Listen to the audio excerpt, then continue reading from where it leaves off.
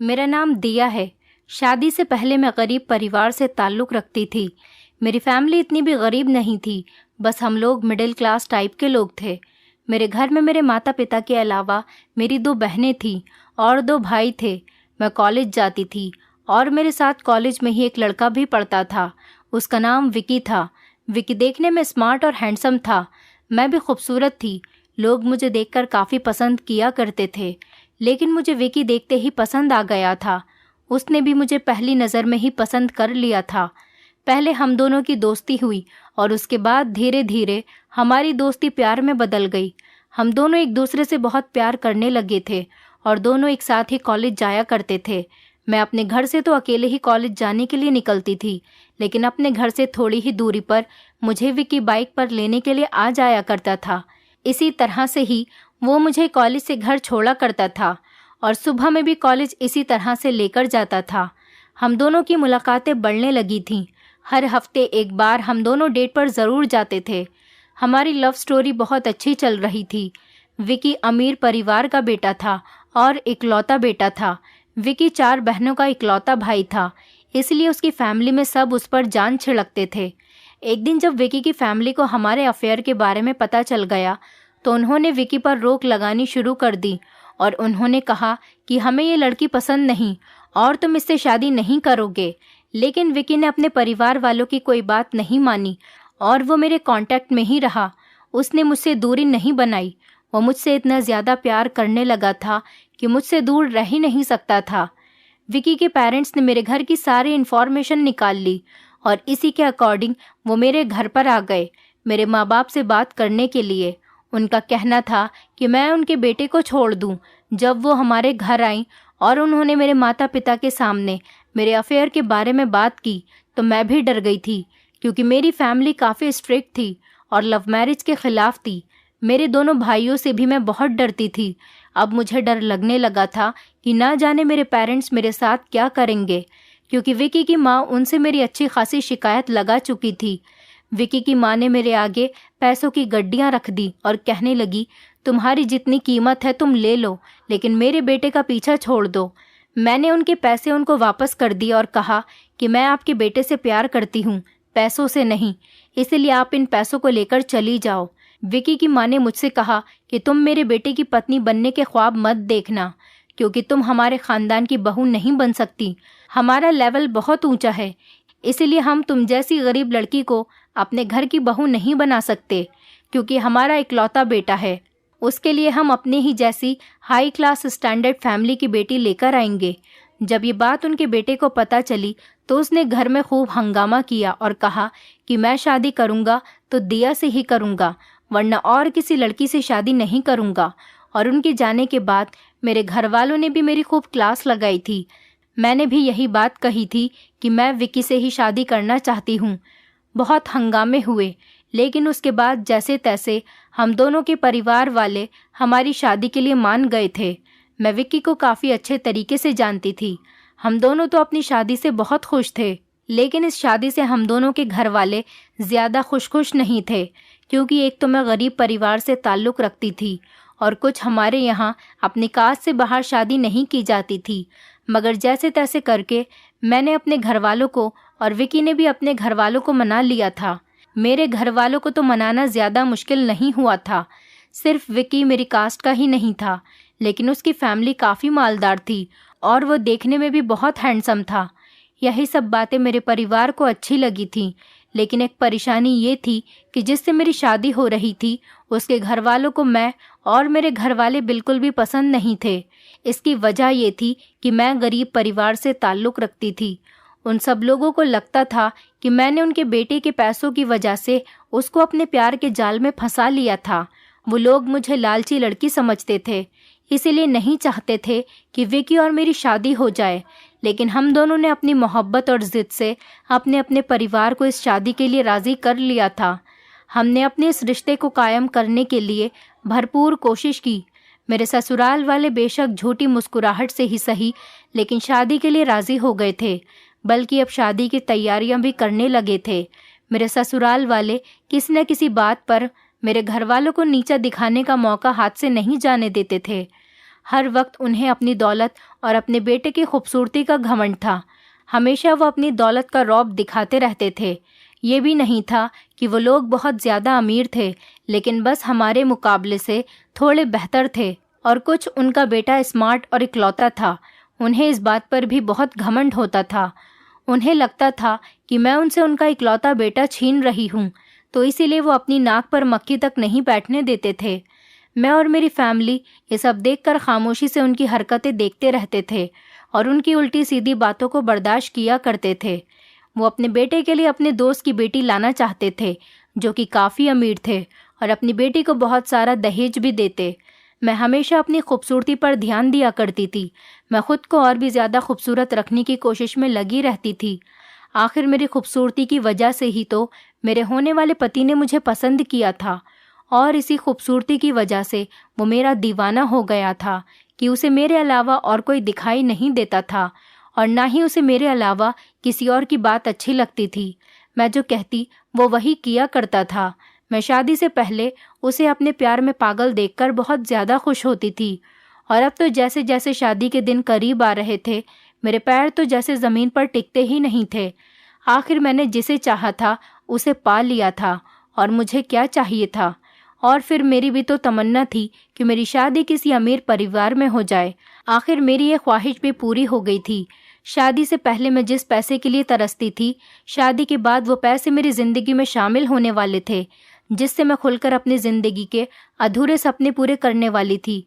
विकी ने मेरी फैमिली से सख्ती से मना कर दिया था कि उसे दहेज में कुछ भी नहीं चाहिए, लेकिन उसके बावजूद भी मेरी फैमिली से उनकी हैसियत के मुताबिक जितना भी हो पा रहा था वो करने की कोशिश कर रहे थे। लेकिन जितना सामान भी मेरे मायके से मेरे ससुराल गया था, तो मेरे ससुराल वालों ने उस सामान को देखते ही लेने से इनकार कर दिया था और कहा था कि हम ऐसा घटिया सामान अपने घर में नहीं रखते।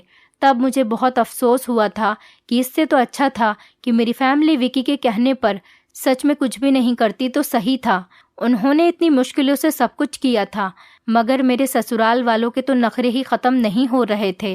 ये सब देखकर मुझे बहुत ज़्यादा गुस्सा आता था, लेकिन फ़िलहाल मैं अपने गुस्से को ठंडा करके अपने मतलब की वजह से खामोश रहती थी, क्योंकि मैं नहीं चाहती थी कि मैं कोई ऐसी वैसी बात करूं जिससे मेरे ससुराल वालों को बातें करने का मौका मिल जाए।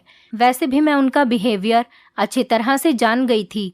वो हमारी ऐसी किसी गलती के इंतज़ार में थे जिसको वो वजह बनाकर ये रिश्ता तोड़ सकते थे।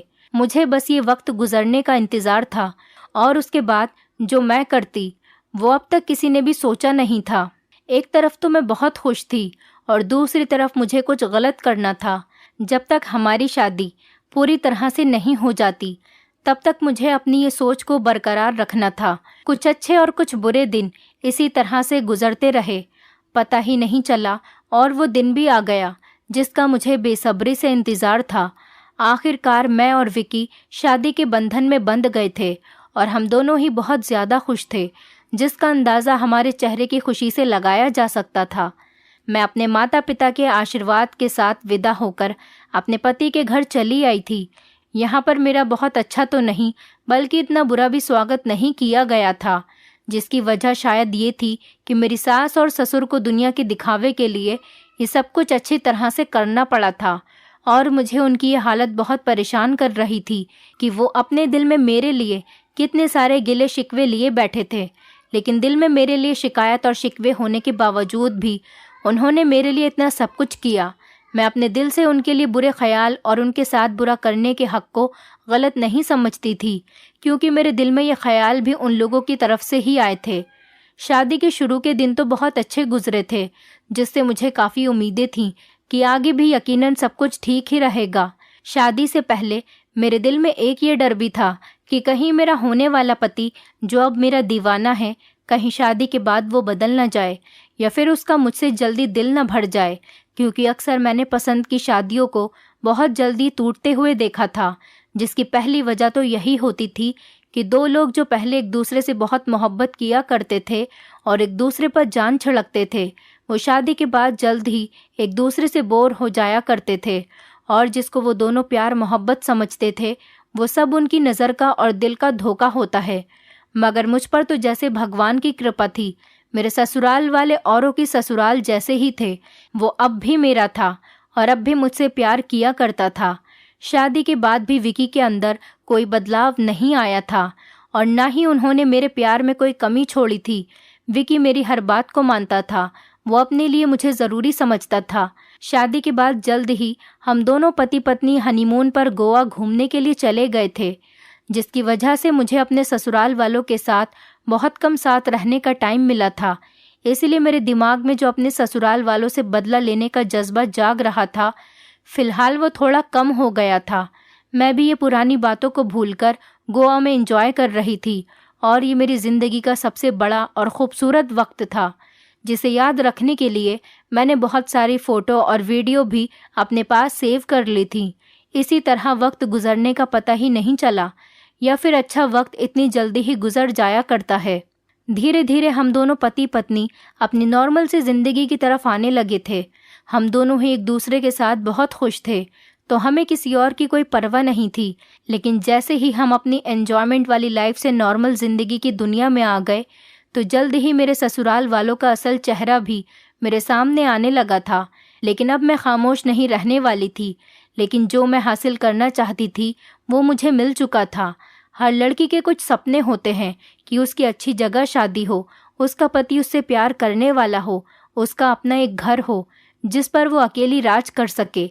बिल्कुल ऐसे ही मेरे सपने भी थे, जो कि अब पूरे होने लगे थे। मुझे सब कुछ मिल चुका था, लेकिन अभी ऐसा घर नहीं मिला था जहाँ पर मैं पूरे घर में सिर्फ अपना ही राज चला सकूं। मैं अपने पति की मोहब्बत में एक अलग घर की ख्वाहिश को भूल चुकी थी। मैं नहीं चाहती थी कि वो अपने घर वालों से दूर हों, लेकिन मेरे ससुराल वाले, खासकर मेरी सास और मेरे ससुर, मेरा इस घर में रहना मुश्किल कर रहे थे। उनका ख्याल था कि मैं उनसे तंग आते ही इस घर को छोड़कर और उनके बेटे को छोड़कर चली जाऊं, और फिर वो अपनी मर्जी से एक अमीर ख़ानदान की लड़की की शादी अपने बेटे के साथ करवाकर उसको अपने घर ले आएंगे।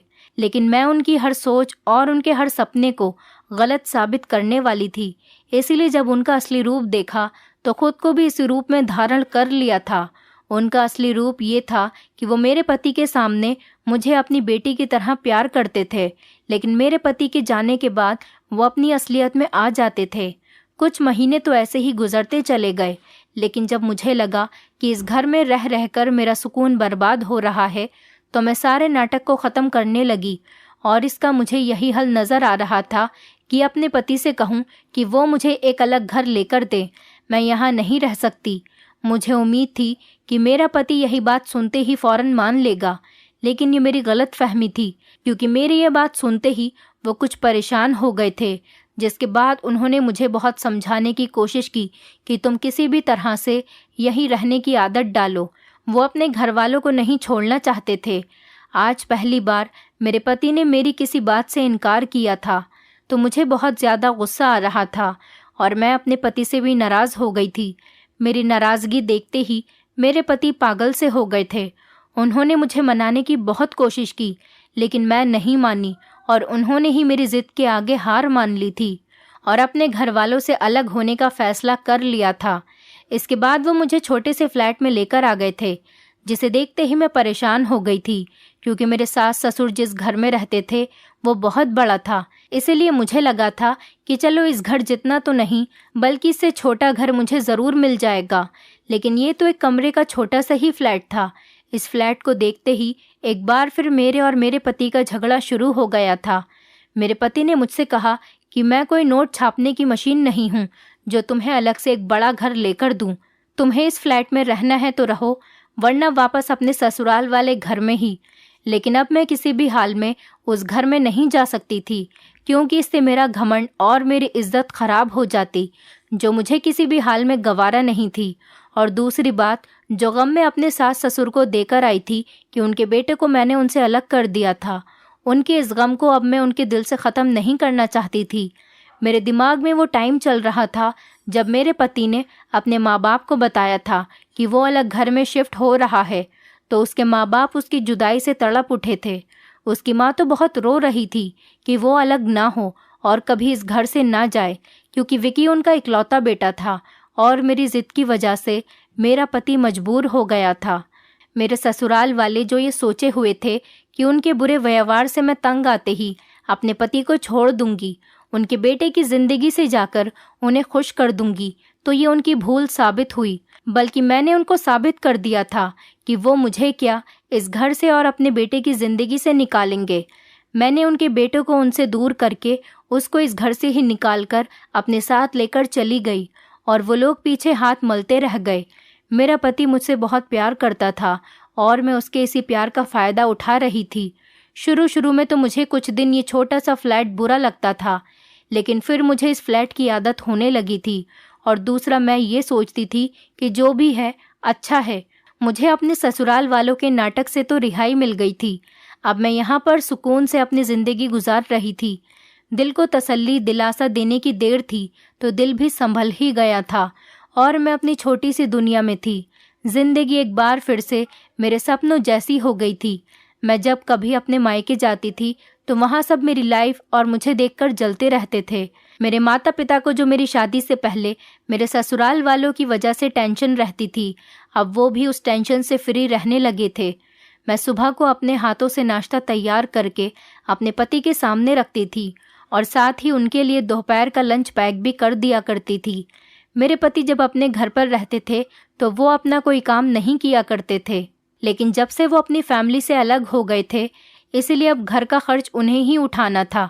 इसीलिए वो अपने डैड के ही ऑफिस में जाने लगे थे। इसी तरह से घर का खर्च आराम से चल रहा था और मेरे पति हमेशा मुझे खुश रखते थे। मैं रात का खाना भी अपने हाथों से बनाकर पहले ही रेडी करके रख दिया करती थी। मेरे पति को लगता था कि मैं उनका बहुत ख्याल रखती हूँ। सारा दिन छोटे छोटे काम करती थी और फ्री हो जाने के बाद सो जाया करती थी। कभी कभी टीवी देख लिया करती थी और कभी कभी मोबाइल इस्तेमाल करने की मेरी आदत बनती ही जा रही थी। मतलब मेरी ज़िंदगी बहुत आराम से गुजर रही थी। रात का खाना कभी कभी हम दोनों घर पर ही खाते थे, क्योंकि ज़्यादातर मेरे पति मुझे बाहर रेस्टोरेंट में ही खाना खिलाने के लिए लेकर जाते थे और हम दोनों रात को बाहर घूमने के लिए जाते थे। जैसे ही मेरे पति घर आते थे, मैं उनसे बाहर घूमने की फरमाइश करती थी तो वो फ़ौरन राज़ी हो जाते थे। लेकिन फिर कुछ दिनों के बाद ये सब कुछ कम भी होने लगा था, जिसकी वजह ये थी कि अब मेरे पति अक्सर रात का खाना बाहर ही अपने दोस्तों के साथ खाकर आने लगे थे, जिस पर मैं उनको कुछ कहती तो नहीं थी, बस मेरा मूड ख़राब हो जाता था। खुद अकेले घर में कुछ न कुछ बनाकर खा लेती थी, या फिर कभी कभी मेरे पति मुझे खुश करने के लिए बाहर से ही खुद खाना पैक करवा कर ले आते थे। एक दिन मेरे पति को ऑफिस गए हुए 3-4 घंटे हो गए थे, तभी मेरे मोबाइल पर किसी का फ़ोन आने लगा। मुझे उस टाइम बहुत सुस्ती आ रही थी। मैं लेटी हुई टीवी देख रही थी। मोबाइल हाथ में लेने से ही पहले मैं समझ गई थी कि फ़ोन मेरे पति का ही होगा, और सच में ऐसा ही था। मेरे मोबाइल पर मेरे पति की ही कॉल आ रही थी, क्योंकि वो रोज़ इस टाइम पर मुझे कॉल किया करते थे। मैंने मुस्कुराते हुए कॉल रिसीव की। मुझे ऐसा लगा या तो मेरे पति आज मुझे कोई सरप्राइज़ देने वाले हैं, या फिर उनका मुझसे फ़ोन पर प्यार भरी बात करने का दिल चाह रहा होगा। लेकिन ऐसा कुछ नहीं था। वो मुझसे कहने लगे, आज शाम मेरे कुछ दोस्त घर पर आ रहे हैं तो तुम उनके लिए अच्छा सा खाना बना लेना। जिस पर मेरा मूड बिगड़ गया था और मैंने कहा कि आज क्या हो गया, पहले भी तो तुम लोग बाहर से खाना खाते थे, तो आज भी बाहर से ही खाना खा लेना। मेरे पति ने मेरी बात नहीं मानी और कहने लगे कि मेरा दोस्त घर पर आने की बहुत ज़िद कर रहा है और उसे घर का ही खाना खाना है। उसका कहना है कि वो मेरी पत्नी के हाथ का बना हुआ खाना खाना चाहता है, तो मेहरबानी करके इस बात पर बहस मत करो और आज खाना बना लो। तो मैंने ना चाहते हुए भी अपने पति की बात मान ली और किचन की तरफ चली गई। शाम होने में अभी काफ़ी वक्त था, लेकिन मैं अकेली थी, इसीलिए अभी से ही खाने की तैयारी शुरू कर दी थी ताकि टाइम पर मैं सारा खाना रेडी कर सकूं। मेरे पति ने पहली बार मुझसे कोई डिमांड की थी, तो मैं सब कुछ बहुत अच्छा करना चाहती थी। वैसे तो मैं खाना अच्छा बनाया करती थी, लेकिन आज मैंने कुछ और स्पेशल डिशेस भी बनाई थी। मैं नहीं चाहती थी कि मेरे पति के दोस्त मेरे पति से कहें कि तुम्हारी पत्नी ने अच्छा खाना नहीं बनाया। मैंने अपनी तरफ से पूरी कोशिश की और खाना बहुत अच्छा बना था। मेरे पति के दोस्त ने बहुत ज़्यादा तारीफ़ की, जिस पर मुझे और मेरे पति को बहुत ज़्यादा खुशी हुई थी। लेकिन मैंने एक बात नोटिस की थी कि मेरे पति का दोस्त मुझे बार बार देखे जा रहा था और बार बार ही खाने की तारीफ किए जा रहा था। उसके कुछ दिनों के बाद ही फिर मेरे पति का फ़ोन आया कि आज फिर खाना तैयार कर लेना, पर आज भी सिर्फ मेरा वही दोस्त आएगा जिसके लिए तुमने उस दिन खाना बनाया था। अब मुझे अपने पति की ये बात अच्छी नहीं लग रही थी कि आपको इसी तरह बार बार अपने दोस्त को घर लाते रहेंगे और मुझसे खाना बनवाते रहेंगे। अब अच्छी मुसीबत मेरे सर पर आ गई थी कि रोज़ रोज़ खाना पकाओ। मुझे अब फ्री रहने की इतनी आदत हो गई थी कि ज़्यादा काम करने से मेरी तबीयत ख़राब हो जाती थी। मैं उस दिन खाना बनाते बनाते सोच रही थी कि मैं आज रात विकी को सख्ती से मना कर दूंगी कि आइंदा मुझे खाना बनाने को ना कहे और बाहर से ही अपने दोस्तों को खाना खिला दे। उन्हें घर लाने की कोई ज़रूरत नहीं, मगर मुझे नहीं पता था कि मेरी ये बात मेरे पति से कहे बिना ही पूरी होने वाली थी और इस सब के पीछे जो वजह बनने वाली थी, इस वजह ने मुझे कहीं का नहीं छोड़ा था और यही वजह मुझे अपनी ज़िंदगी से कहीं का कहीं खड़ा करने वाली थी। उस रात जब मेरे पति घर में दाखिल हुए तो वो बहुत ज़्यादा परेशान लग रहे थे। उनके साथ उनका वही दोस्त भी मौजूद था जो उस दिन खाने पर आया था। आज मेरा पति न जाने क्यों उस दिन से ज़्यादा अपने दोस्त को इज्जत दे रहा था। मुझे समझ नहीं आ रहा था कि अगर ये इनका दोस्त है तो फिर मेरे पति उनके साथ इतना फॉर्मल क्यों हो रहे हैं। लेकिन इससे पहले कि मैं कुछ और सोचती, मेरे पति ने मुझे बताया कि दिया, तुम मेरे दोस्त को तो जानती ही हो, ये वही दोस्त है जो उस दिन खाने पर आया था। इसका नाम राहुल है। हम दोनों दोस्त होने के साथ साथ ही अब बिजनेस पार्टनर्स भी बनने वाले हैं। ये बात सुनकर तो मैं खुश हो गई थी, लेकिन मैं सोच रही थी कि आखिर ये दोनों किस तरह का बिजनेस करने वाले हैं और कैसे बिजनेस पार्टनर बनने वाले हैं। वो दोनों बैठ गए और मैंने उन दोनों को पानी दिया। राहुल हमेशा मुझे घूर घूर कर देखता रहता था। राहुल और विकी अपना नया बिजनेस शुरू करना चाहते थे और इसी खुशी में मेरा हाथ का बना खाना खाने के लिए हमारे घर पर आए थे। विकी ने मुझे बताया कि हम दोनों डैड के ऑफिस में एक साथ बैठकर ही लंच किया करते थे। राहुल मेरा खाना खा जाया करता था। तुम्हारे हाथ का बना खाना तो सारे ऑफिस में फेमस है, इसको तुम्हारे हाथ का खाना बहुत पसंद आता है। और जब हम आज से अपने नए काम की शुरुआत करने वाले थे, इसलिए आज राहुल चाहता था कि वो आज हमारे घर आए और तुम्हारे हाथ का बना हुआ खाना खाए। इसीलिए मैंने तुम्हें फ़ोन करके कह दिया था कि आज तुम फिर से मेरे दोस्त के लिए खाना बना लो। राहुल मुझे ऊपर से नीचे तक देखे जा रहा था और बार बार विकी की बातों पर मुस्कुराए जा रहा था क्योंकि मैं बहुत ज़्यादा खूबसूरत लग रही थी। मैं रोज़ ही विकी के आने से पहले ही तैयार हो जाती थी। खूबसूरत तो मैं पहले से ही थी, लेकिन जब मैं सच संवर के तैयार हो जाती थी और अपने पति के सामने आती थी तो मेरे पति कहीं और देख ही नहीं पाते थे और हर वक्त मेरी तारीफ करते रहते थे। मगर आज मेरे पति तो मुझे देख ही रहे थे, लेकिन उनके साथ साथ उनके दोस्त की नज़रें भी मुझसे नहीं हट रही थीं। मैं राहुल की नज़रों को अब धीरे धीरे समझ गई थी, इसीलिए मुझे कुछ बेचैनी का एहसास होने लगा था। अपने पति के दोस्त को कुछ कह भी नहीं सकती थी, इसलिए बस बेवजह की स्माइल किए जा रही थी। काफ़ी देर बाद वो हमारे घर से गया था और वो मेरे पति से बार बार मेरे बारे में बातें किए जा रहा था। वो बस बार बार यही कह रहा था कि भाभी बहुत अच्छी है और बहुत खूबसूरत है, खाना भी बहुत अच्छा बनाती हैं। मैं चाहता हूँ कि मेरी पत्नी भी ऐसी ही हो।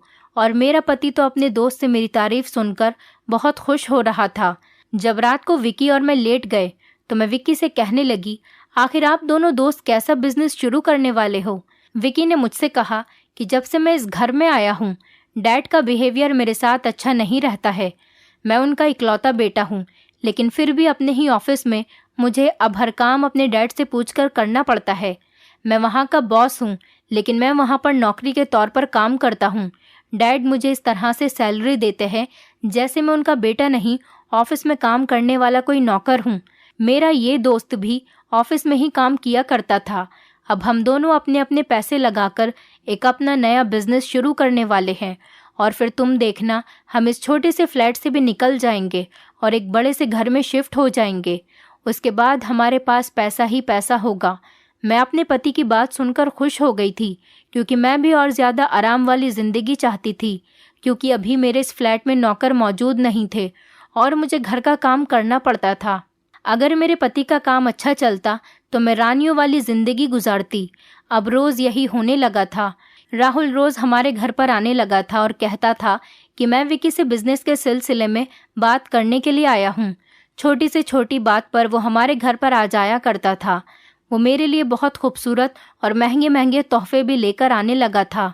मैंने राहुल से मना भी किया कि मुझे इतने महंगे गिफ्ट नहीं चाहिए, लेकिन विकी मुझे आगे से खामोश कर दिया करते थे। अब रोज़ यही सब कुछ होने लगा था। राहुल मुझ पर बहुत गंदी निगाह डालता था। मुझे राहुल बिल्कुल पसंद नहीं था, लेकिन जबकि वो मेरे पति का एक बिजनेस पार्टनर था, इसलिए मुझे उसे बर्दाश्त करना पड़ता था। एक दिन मेरे पति ने मुझे राहुल के बारे में ऐसी बात कही कि मुझे अपने कानों पर यकीन नहीं आया। मेरे पति ने मुझसे कहा कि राहुल अब जब भी घर पर आए तो तुम उससे खुश होकर ही बात किया करो, जैसा वो कहे वैसा ही किया करो, जिसकी वजह से राहुल और मेरा बिजनेस और भी ज़्यादा चलने लगेगा। मैंने विक्की से कहा कि आखिर आप दोनों के बिजनेस के बीच में आप मुझसे राहुल को खुश रखने की बात क्यों कह रहे हो। मैं गुस्से में आकर विक्की से ये बात कहने लगी थी। विक्की ने कहा कि तुम्हें पता है, जब से तुम्हारी वजह से मैं इस घर में आया हूँ, मुझे कितनी परेशानी हो गई है। मेरा बाप मुझे नौकरों की नज़र से देखने लगा था, जबकि मैं उस ऑफिस का बॉस था। लेकिन जिस दिन से तुम मुझे इस घर में लेकर आई हो, उस दिन से ही मेरे पिता ने मुझे नौकर समझ लिया। मुझे सैलरी ऐसे देते थे जैसे किसी नौकर को देते हैं। सारे ऑफिस के सामने मेरी वैल्यू सिर्फ एक नौकर वाली ही रह गई थी, और मैं ऐसी ज़िंदगी नहीं चाहता था। इसीलिए हमारे बिजनेस में सारा पैसा राहुल ने ही लगाया, और हम दोनों जो भी काम करेंगे उसका हमें जितना भी प्रॉफिट होगा वो सब हम दोनों में आधा आधा बट जाएगा। मेरे पास इतना पैसा नहीं था कि मैं इस बिज़नेस में अपना पैसा इन्वेस्ट कर पाता, तो इसीलिए कहीं ना कहीं हमें राहुल से दबना पड़ेगा और उसकी इज्जत करनी पड़ेगी। मतलब मेरा पति तरक्की के लालच में इतना अंधा हो गया था कि वो सही गलत की पहचान भी भूल गया था। मैंने अपने पति की प्लानिंग सुनते ही इनकार कर दिया। मुझे उसकी बात बिल्कुल भी अच्छी नहीं लगी थी, बल्कि वो उल्टा मुझे ही समझा रहा था, और उसने बातों बातों में मुझे ऊंचे ऊंचे सपने दिखाए कि एक बार बस मेरा बिजनेस ठीक से चल जाए, उसके बाद मैं राहुल को एक फूटी कौड़ी भी नहीं दूंगा। अब राहुल को काबू करने का एक यही तरीका है। अगर तुमने राहुल को काबू कर लिया तो हमारी ज़िंदगी में वारे के न्यारे हो सकते हैं। राहुल के पिता बहुत अमीर हैं। राहुल ने तो अपने पिता से पैसे लेकर बिजनेस में इन्वेस्ट कर दिए, लेकिन मैं ऐसा नहीं कर सकता। अब तुम्हें कुछ ना कुछ तो करना ही पड़ेगा। दिया, तुम्हें ही मेरी मदद करनी पड़ेगी। उसने मुझसे कहा कि तुम्हारा जो एक बड़े घर का सपना है वो भी इसी तरह से पूरा हो सकेगा। उस दिन मेरे पति ने मुझे किसी न किसी तरह से अपनी बातों में काबू कर लिया था, और मैं फिर उसके कहने के मुताबिक उसके दोस्त राहुल के आने पर उसके साथ वक्त गुजारने लगी थी। अंदर से मेरा दिल ये सब करने पर बिल्कुल भी तैयार नहीं था। मैंने कभी नहीं सोचा था कि मेरे साथ ऐसा भी हो जाएगा। और जो मैं समझती थी कि मेरा पति मुझसे बहुत प्यार करता है, उसका प्यार मेरे लिए बिल्कुल गलत साबित हुआ था। पैसों के लालच में वो सब कुछ भूल गया था। उस टाइम तो मैं उसकी सारी प्लानिंग में शामिल हो गई थी। फिर धीरे धीरे मेरे दिल में अपने पति के लिए नफरत भरने लगी थी कि ना जाने मेरा पति कैसा था, जिसके सामने मैं उसके दोस्त के साथ कमरे में टाइम स्पेंड करती थी और उसे कोई फ़र्क ही नहीं पड़ता था, बल्कि वो तो खुद मुझे अपने दोस्त के सामने पेश कर देता था। उसे बस अपने पैसे से मतलब था। मेरे पति की इस हरकत से मेरे दिल में भी उसके लिए जो इंसानियत और प्यार था वो बहुत जल्दी ख़त्म होने लगा था। अब मुझे अपने पति की कोई ज़रूरत नहीं रही थी। उसने मुझे अपने गलत इरादों के लिए इस्तेमाल किया था। अब इन कामों से मेरा मन घबराने लगा था। मैं बहुत बड़ा पाप कर रही थी अपने पति का साथ देकर। आखिर मैं अपने पति से प्यार करती थी और उसके साथ खुशहाली भरी ज़िंदगी गुजारना चाहती थी, लेकिन मेरा पति जो मेरे साथ कर रहा था वो मेरे लिए नाकाबिले बर्दाश्त हो रहा था। हर रात में उसके दोस्त की रात रंगीन करती थी, लेकिन मेरे पति को किसी तरह का कोई फ़र्क नहीं पड़ता था, और रोज़ ही राहुल हमारे घर पर आ जाता था। अब मुझे राहुल से और भी ज़्यादा नफ़रत होने लगी थी, और राहुल के पास जाने से मुझे बहुत ज़्यादा डर लगने लगा था। अब तो मुझे अपने पति से भी डर लगने लगा था, और मैं घर में खामोश खामोश रहती थी। ऐसा लगता था जैसे मैं विकी की कठपुतली बन गई हूँ। कभी विकी मुझे अपने दोस्त के साथ बाहर जाने के लिए कहता, तो कभी अपने दोस्त के लिए खाना बनाने के लिए कहता, तो कभी वो राहुल के साथ मेरी फ़ोटो खींचता। ये सब मुझे बिल्कुल भी पसंद नहीं था। मुझे विकी को देखकर बहुत ज़्यादा अफसोस होता था। ये वही विकी नहीं था जिससे मैंने शादी की थी। ये तो वो आदमी था जो अपने मतलब के लिए मेरा इस्तेमाल कर रहा था। एक दिन मेरे दिमाग में आया कि मुझे अपने पति के दोस्त के पास जाने से अब ज़्यादा झिझक महसूस नहीं होती थी। इसका मतलब ये था कि मैं अपने पति से सच्ची मोहब्बत नहीं करती थी, जिससे मुझे यह अंदाज़ा हुआ कि शायद मैं भी उसकी दौलत के पीछे ही उस तक आई थी, जिस तरह वो मेरी खूबसूरती से इम्प्रेस हुआ था। तो अब मैंने अपनी अकल को दौड़ाते हुए सोचा कि अब मेरा पति मेरे किसी काबिल नहीं रहा। जिसके साथ मैं अपना रिश्ता बनाए हुए हूँ वो मेरे पति से ज़्यादा अमीर है, तो मुझे क्या ज़रूरत है अपने पति के साथ रहने की, बल्कि मुझे उसके दोस्त को इस तरह अपना आदी बना लेना चाहिए कि वो मुझसे ही शादी कर ले। लेकिन इस सब के बीच मेरा पति रुकावट बन रहा था। मैं अपने पति के दोस्त से मिलने के बाद अपने पति से बोर हो गई थी। अब जब भी मैं अपने पति के पास जाती थी मुझे उससे अजीब उलझन सी महसूस होने लगी थी। मेरा विकी की तरफ देखने को भी दिल नहीं करता था। वो जब भी मेरे करीब आता तो मैं चीखने लगती थी, जिससे उसे लगता था कि मैं पागल हो गई हूँ। मैं ये सब जानबूझकर इसलिए कर रही थी कि शायद इसी वजह से मेरा पति मुझे छोड़ दे। लेकिन काफ़ी टाइम गुजरने के बाद भी मेरा पति मुझे छोड़ने को तैयार नहीं हुआ। तो मैंने एक बड़ी सी प्लानिंग बनाने के बारे में सोचा, क्योंकि अब इस तरह की ज़िंदगी मैं नहीं गुजार सकती थी। मुझे फिर से अपनी ज़िंदगी में सुकून और आराम चाहिए था, जो कि मुझे लगता था कि मेरे पति के दोस्त के साथ रहने में ही मुझे मिल सकता है। एक रात मैंने राहुल को फ़ोन करके अपने पास बुला लिया और उससे कहा कि हम दोनों विक्की को मार देते हैं। मैंने राहुल को बता दिया कि तुम्हारा दोस्त सारा बिजनेस सेट होने के बाद तुम्हें धोखा देने वाला है। ये बात सुनकर तो राहुल विक्की को मारने के लिए तैयार हो गया था और विक्की जैसा कांटा हमारी ज़िंदगी से आसानी से हट जाएगा। राहुल मेरे कहने पर इस काम को करने के लिए तैयार हो गया था और मैंने विक्की के खाने में जहर मिला दिया, जिससे विक्की की मौत हो गई। हम दोनों ने मिलकर विक्की की डेड बॉडी को बोरी में बंद कर दिया था और फिर हम दोनों ने रात के अंधेरे में उस बोरी को गाड़ी की डिग्गी में डालकर एक नदी में फेंकने जा रहे थे। मेरे दिल में अपने पति के लिए कोई नरम दिली और अफसोस नहीं था, बल्कि मुझे ये सब करना बिल्कुल ठीक लग रहा था। हम दोनों ने जब उस बोरी को डिग्गी से निकाला तो उस बोरी के अंदर देखा तो मेरी आंखें पूरी खुली की खुली रह गई थी और जैसे मेरे शरीर से जान ही निकल गई थी, क्योंकि मेरे पति की आंखें खुली हुई थी और उसका चेहरा कुछ इस तरह से ऊपर था जैसे वो मुझे देख रहा हो, जिससे मुझे लगा कि वो जिंदा है।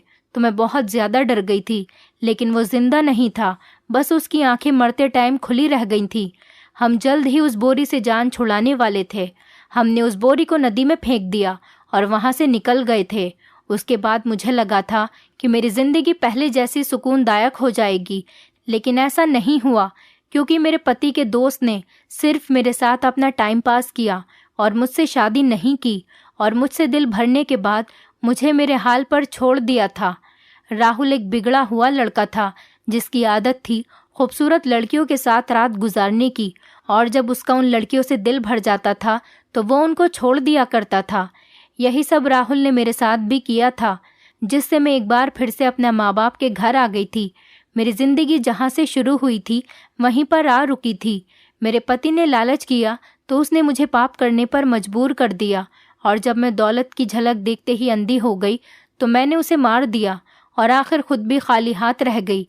मेरे पति के मरने को पुलिस ने ये कहकर केस बंद कर दिया था कि कुछ चोरों ने उसे सब कुछ छीनकर उसे मारकर बोरी में बंद करके नदी में फेंक दिया था। शहर में इन दिनों वैसे भी इस तरह की बहुत सारी वारदात हो रही थी, तो इसीलिए किसी को मुझ पर भी कोई शक नहीं हुआ था। मगर ये बात अब सारी ज़िंदगी मुझे परेशान करने वाली थी और मैं इस तरह घुट घुट कर ज़िंदगी गुजार रही थी। मैं चाहकर भी खुद को पुलिस के हवाले नहीं कर सकती थी, क्योंकि मैं अब अपनी और ज़्यादा बदनामी झेलना नहीं चाहती थी, और न ही अब मुझ में अपनी बदनामी झेलने की हिम्मत थी। बस अब मैं अपने मायके में रहकर ही अपनी ज़िंदगी काट रही हूँ। दोस्तों, उम्मीद करती हूँ आपको हमारी कहानी पसंद आई होगी। कहानी पसंद आई है तो वीडियो को लाइक करें, चैनल पर नए हैं तो चैनल को सब्सक्राइब करें, और हाँ, नोटिफिकेशन बेल को ज़रूर दबाएं ताकि अगली अपडेट सबसे पहले आपको मिले।